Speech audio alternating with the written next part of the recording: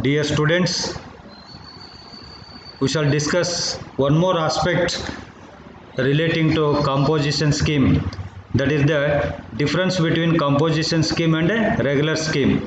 Already we have studied composition scheme, that is what is composition scheme, who can opt for the composition scheme, what are the benefits of composition scheme, that we have studied, and also we know about the regular scheme. Let us discuss the differences between composition scheme and regular scheme. ವಿದ್ಯಾರ್ಥಿಗಳೇ, ಈಗಾಗಲೇ ನಾವು composition scheme ಅಂದರೆ ಏನಂತೇಳಿ ನೋಡಿದ್ದೀವಿ. Composition ಸ್ಕೀಮನ್ನು ಯಾರು apt ಮಾಡ್ಬೋದು ಮತ್ತು composition scheme apt ಮಾಡೋದ್ರಿಂದ ಏನು ಲಾಭಗಳಿದಾವೆ ಅನ್ನೋದನ್ನು ಸಹಿತ ನಾವು ನೋಡಿದ್ದೇವೆ. ಮತ್ತು ನಮಗೆ ರೆಗ್ಯುಲರ್ ಸ್ಕೀಮರ್ ಬಗ್ಗೆನೂ ಗೊತ್ತಿದೆ.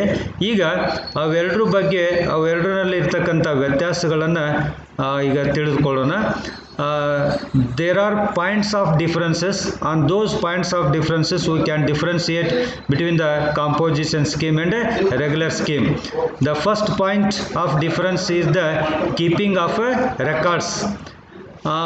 On the basis of keeping of records, what books of accounts are to be maintained, how many books are to be maintained. On this basis we can differentiate between the composition scheme and a regular scheme. In case of composition scheme, minimum books of accounts are to be maintained or records are to be maintained, and whereas in case of regular scheme, a detailed records are to be maintained. As I have told you that the composition scheme is a easy way of paying the GST and which is useful to the smaller traders. That is why books of accounts maintained in the composition scheme are very minimum, whereas in the regular scheme all the books of accounts and many records are to be maintained in the regular system. ಅಂದರೆ books of accounts maintain ಮಾಡೋ ಒಂದು ವಿಷಯದ ಆಧಾರದ ಮೇಲೆ composition scheme ಮತ್ತು regular ಸ್ಕೀಮನ್ನು ನಾವು ವ್ಯತ್ಯಾಸವನ್ನು ನೋಡ್ತೀವಿ. ಕಾಂಪೋಸಿಷನ್ ಸ್ಕೀಮ್ನಲ್ಲಿ ದಾಖಲಾತಿಗಳ ಭಾಳ ಮಿನಿಮಮ್, ಕನಿಷ್ಠ ದಾಖಲಾತಿಗಳನ್ನು ನಾವು ಮೇಂಟೈನ್ ಮಾಡ್ತೀವಿ ಅಥವಾ ಅಕೌಂಟ್ಸ್ ಪುಸ್ತಕಗಳನ್ನು ಮೇಂಟೈನ್ ಮಾಡ್ತೀವಿ. ಆದರೆ ರೆಗ್ಯುಲರ್ ಸ್ಕೀಮ್ನಲ್ಲಿ ಡಿಟೇಲ್ಡ್ ಬುಕ್ಸ್ ಆಫ್ ಅಕೌಂಟ್ಸನ್ನು, ಭಾಳಷ್ಟು ಬುಕ್ಸ್ ಆಫ್ ಅಕೌಂಟ್ಸನ್ನು ನಾವು ಮೇಂಟೈನ್ ಮಾಡಬೇಕಾಗುತ್ತೆ. ಅಷ್ಟೇ ಅಲ್ಲ, ಆ ಮೇಂಟೈನ್ ಮಾಡಿದಂಥ ಬುಕ್ಸ್ ಆಫ್ ಅಕೌಂಟ್ಸ್ಗಳನ್ನು ಸಹಿತ ನಾವು ಚಾರ್ಟರ್ಡ್ ಅಕೌಂಟೆಂಟ್ಗೆ ತೋರಿಸಿ ಅವುಗಳನ್ನು ಅಡಿಟ್ ಮಾಡಿಸ್ಕೊಳ್ಬೇಕಾಗತ್ತೆ. ಅಂಥ ಒಂದು ಅನಿವಾರ್ಯತೆ ಕಾಂಪೋಸಿಷನ್ ಸ್ಕೀಮ್ನಲ್ಲಿ ಇಲ್ಲ. ಈ ರೀತಿಯಾಗಿ ಬುಕ್ಸ್ ಆಫ್ ಅಕೌಂಟ್ಸ್ ಮೇಂಟೈನ್ ಮಾಡೋದ್ರ ಮೇಲೆ, ಅಂದರೆ ಕಾಂಪೋಸಿಷನ್ ಸ್ಕೀಮ್ನಲ್ಲಿ ರೆಕಾರ್ಡ್ಸು ಮಿನಿಮಮ್ ಮೇಂಟೈನ್ ಮಾಡಿರ್ತೀವಿ, ಆದರೆ ರೆಗ್ಯುಲರ್ ಸ್ಕೀಮ್ನಲ್ಲಿ ಡಿಟೇಲ್ಡ್ ರೆಕಾರ್ಡ್ಸನ್ನು ನಾವು ಮೇಂಟೈನ್ ಮಾಡ್ತೀವಿ ಅಂತ ಹೇಳ್ಬೋದು. Another point of differences is that who can opt for the regular scheme and composition scheme. In case of composition scheme, supplier with aggregate turnover in the previous financial year 1.5 crores or 75 lakh in a specified state, they can apply for the composition scheme, whereas in case of regular scheme every supplier can apply for the or can opt for the regular scheme. ಅಂದರೆ ಈ composition ಸ್ಕೀಮನ್ನು ಯಾರು apt ಮಾಡ್ಬೋದು ಅಂತಂದರೆ, ಯಾರ aggregate turn previous financial ಇಯರ್ನಲ್ಲಿ aggregate turn 1.5 crore ಇದೆ ಅಥವಾ ಅದಕ್ಕಿಂತ ಕಡಿಮೆ ಇದೆನೋ, ಅಥವಾ 75 ಲ್ಯಾಕ್ಗಿಂತ ಕಡಿಮೆ ಇದೆನೋ ಅಥವಾ 75 ಲ್ಯಾಕ್ ಇದೆನೋ ಸ್ಪೆಸಿಫೈಡ್ ಸ್ಟೇಟ್ನಲ್ಲಿ, ಅವರು ಮಾತ್ರ ಈ ಕಾಂಪೋಸಿಷನ್ ಸ್ಕೀಮನ್ನು ಆಪ್ಟ್ ಮಾಡ್ಕೊಳ್ಬೋದು.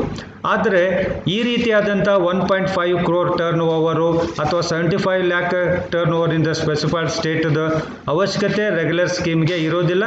ರೆಗ್ಯುಲರ್ ಸ್ಕೀಮ್ನಲ್ಲಿ 1.5 ಕ್ರೋರ್ಸ್ಗಿಂತ ಕಡಿಮೆ ಇದ್ದರು ಅಥವಾ 1.5 ಕ್ರೋರ್ಸ್ಗಿಂತ ಹೆಚ್ಚಿಗೆ ಇದ್ದರೂ ಸಹಿತ ಈ ರೆಗ್ಯುಲರ್ ಸ್ಕೀಮನ್ನು ಆಪ್ಟ್ ಮಾಡ್ಕೊಳ್ಬೋದು ಅಂತೇಳಿ.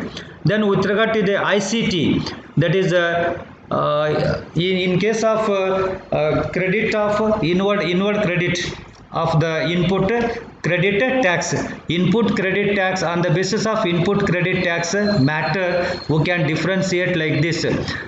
Input credit tax is not available in case of composition scheme, whereas it is available in case of regular scheme. Input tax credit ಅಂದರೆ ನಿಮಗೆಲ್ಲ ಗೊತ್ತಿದೆ. ಇನ್ವರ್ಡ್ ಪರ್ಚೇಸಸ್ ಮೇಲೆ ನಾವು ಅಥವಾ ಈಗ ರಾ ಮಟೀರಿಯಲ್ಸ್ ಮೇಲೆ ನಾವು GST ಪೇಡ್ ಮಾಡಿದ್ವಪ್ಪ ಅಂತಂದ್ರೆ ಅದನ್ನು ನಾವು ಔಟ್ವರ್ಡ್ ಸಪ್ಲೈ ಮೇಲೆ GST ಕೊಡುವಾಗ ಅದನ್ನು ಡಿಡಕ್ಟ್ ಮಾಡ್ಕೊಳ್ಬೋದು. ಇದಕ್ಕೆ ಇನ್ಪುಟ್ ಟ್ಯಾಕ್ಸ್ ಕ್ರೆಡಿಟ್ ಟ್ಯಾಕ್ಸ್ ಅಂತ ಕರೀತಾರೆ. ಸೊ ಈ ರೀತಿಯಾದಂಥ ಇನ್ಪುಟ್ ಕ್ರೆಡಿಟ್ ಟ್ಯಾಕ್ಸನ್ನು ಒಂದು ಸೌಲಭ್ಯ GST ಇದರಲ್ಲಿ ಕಂಪೋಸಿಷನ್ ಸ್ಕೀಮ್ನಲ್ಲಿ ಅವೈಲೇಬಲ್ ಇಲ್ಲ. ಆದರೆ ರೆಗ್ಯುಲರ್ ಸ್ಕೀಮ್ನಲ್ಲಿ ಇನ್ಪುಟ್ ಕ್ರೆಡಿಟ್ ಟ್ಯಾಕ್ಸನ್ನು ನಾವು ಅವೈಲೇಬಲ್ ಮಾಡ್ಕೊಳ್ಬೋದು ಅಂತೇಳಿ. ನೆಕ್ಸ್ಟು ಹೂ ಬಿಯರ್ಸ್ GST ಅಂತೇಳಿ. ಹಾಗಾದರೆ GST ಈ ಬರ್ಡನ್ನು ಅಥವಾ ಇದರ ಇದನ್ನು ಯಾರು ಪೇಡ್ ಮಾಡ್ತಾರೆ ಅಂತೇಳಿ, ಯಾರು ಬಿಯರ್ ಮಾಡಬೇಕು, ಭರಿಸ್ಬೇಕು ಅಂತೇಳಿ, GST ಅಮೌಂಟನ್ನು ಯಾರು ಭರಿಸ್ತಾರೆ ಅಂತೇಳಿ. ಸೊ ಕಾಂಪೋಸಿಷನ್ ಸ್ಕೀಮ್ನಲ್ಲಿ supplier will bear the GST out of his pocket money. ಅಂದರೆ ಇಲ್ಲಿ ಸಪ್ಲೈಯರ್ ಏನು ಮಾಡಬೇಕಂದ್ರೆ ಅವನೇ GSTಯನ್ನು ಪೇಡ್ ಮಾಡಬೇಕು. ಇವರು ರೆಸಿಪಿಯೆಂಟ್ ಕಡೆಯಿಂದ ಕಲೆಕ್ಟ್ ಮಾಡೋದಿಲ್ಲ. ತನ್ನ ಸ್ವಂತ ಹಣದಲ್ಲಿ ಅವನೇನು ಮಾಡ್ತಾನೆ ಅಂದರೆ GSTಯನ್ನು ಪೇಡ್ ಮಾಡ್ತಾನೆ composition ಸ್ಕೀಮ್ನಲ್ಲಿ.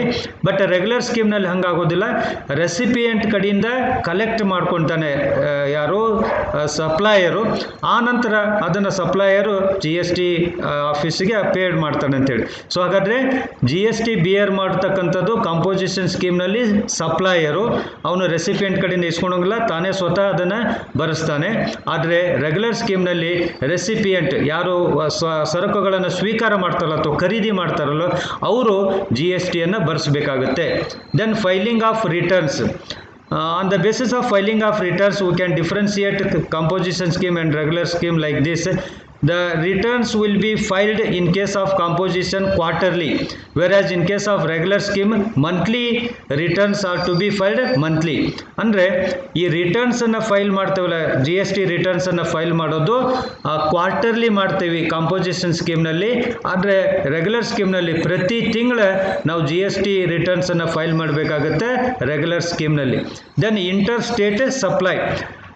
state supply is not allowed in case of a composition scheme, whereas it is allowed in case of regular scheme.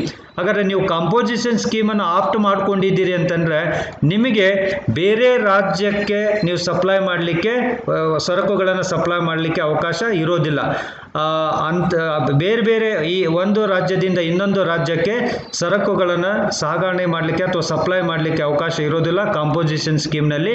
ಆದರೆ ಒಂದು ರಾಜ್ಯದಿಂದ ಇನ್ನೊಂದು ರಾಜ್ಯಕ್ಕೆ ಸರಕುಗಳನ್ನು ಸಪ್ಲೈ ಮಾಡಲಿಕ್ಕೆ ಅಥವಾ ಕಳಿಸ್ಕೊಡ್ಲಿಕ್ಕೆ ರೆಗ್ಯುಲರ್ ಸ್ಕೀಮ್ನಲ್ಲಿ ಅವಕಾಶ ಇದೆ ಅಂತೇಳಿ ಹೇಳ್ಬೋದು.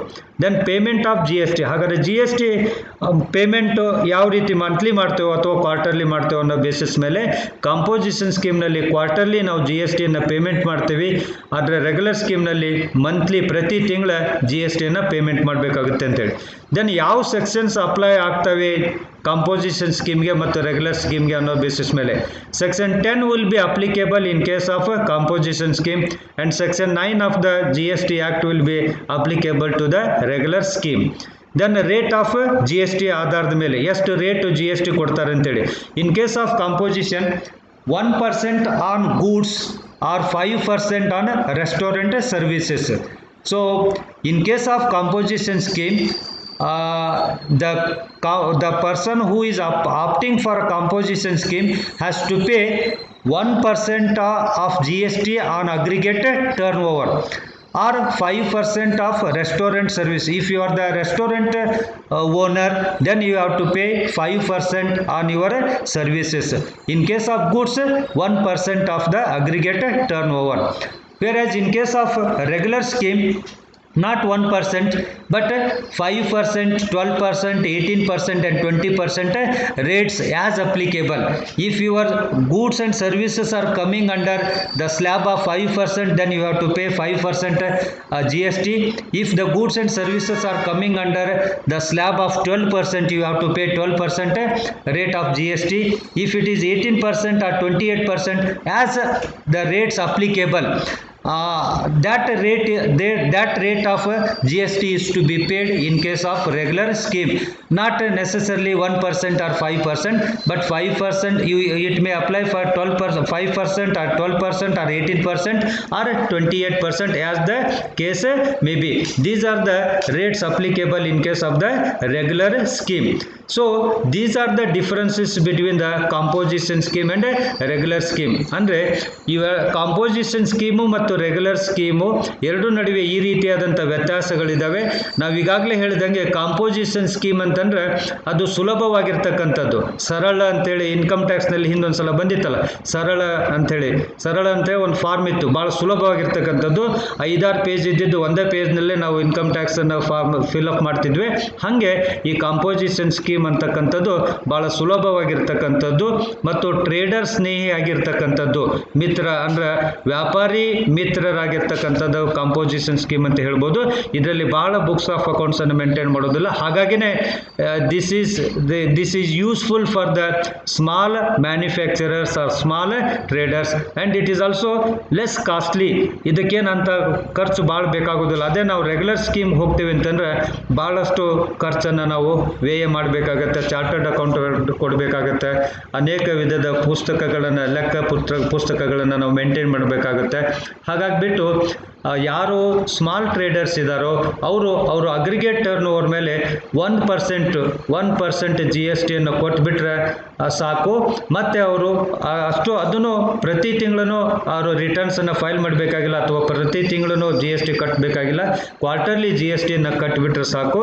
ಇದು ಕಾಂಪೋಸಿಷನ್ ಸ್ಕೀಮ್ ಅಂತೇಳಿ. ಹಾಗಾದ್ರೆ ಈ ಕಾಂಪೋಸಿಷನ್ ಸ್ಕೀಮು ಕಂಪಲ್ಸರಿ ಅಲ್ಲ, ಅದನ್ನು ಆಪ್ಟ್ ಮಾಡ್ಕೊಳ್ಬೋದು ಅಥವಾ ಆಪ್ಟ್ ಮಾಡ್ಕೊಳ್ದೇ ಇರ್ಬೋದು. ಆಪ್ಟ್ ಮಾಡ್ಕೊಳ್ಬೇಕು ಅಂತಂದ್ರೆ ಟರ್ನ್ ಓವರ್ ಮಾತ್ರ 1.5 crores ಕಡಿಮೆ ಇರಬೇಕು ಅಥವಾ 75 lakhs ಇರಬೇಕು. ಇನ್ ದ ಈಸ್ಟರ್ನ್ ಸ್ಟೇಟ್ಸ್ ಅಂತ ಕರಿತೀವಲ್ಲ ನಾವು, ಆಸಾಮು, ಅರುಣಾಚಲ ಪ್ರದೇಶ, ಅಂತಲ್ಲೆಲ್ಲ 75 lakhs ಅಂತ ಹೇಳ್ತಾರೆ. So this is about the differences between composition scheme and regular scheme. ನಾನು ಈಗಾಗಲೇ ಕಾಂಪೋಸಿಷನ್ ಸ್ಕೀಮ್ ಹೇಳುವಾಗ ನಿಮ್ಗೆ ಹೇಳಿದ್ದೆ, ದೇವರ ದರ್ಶನಕ್ಕೆ 2 ದಾರಿಗಳಿದಾವಂತ ಹೇಳಿದ್ವಿ.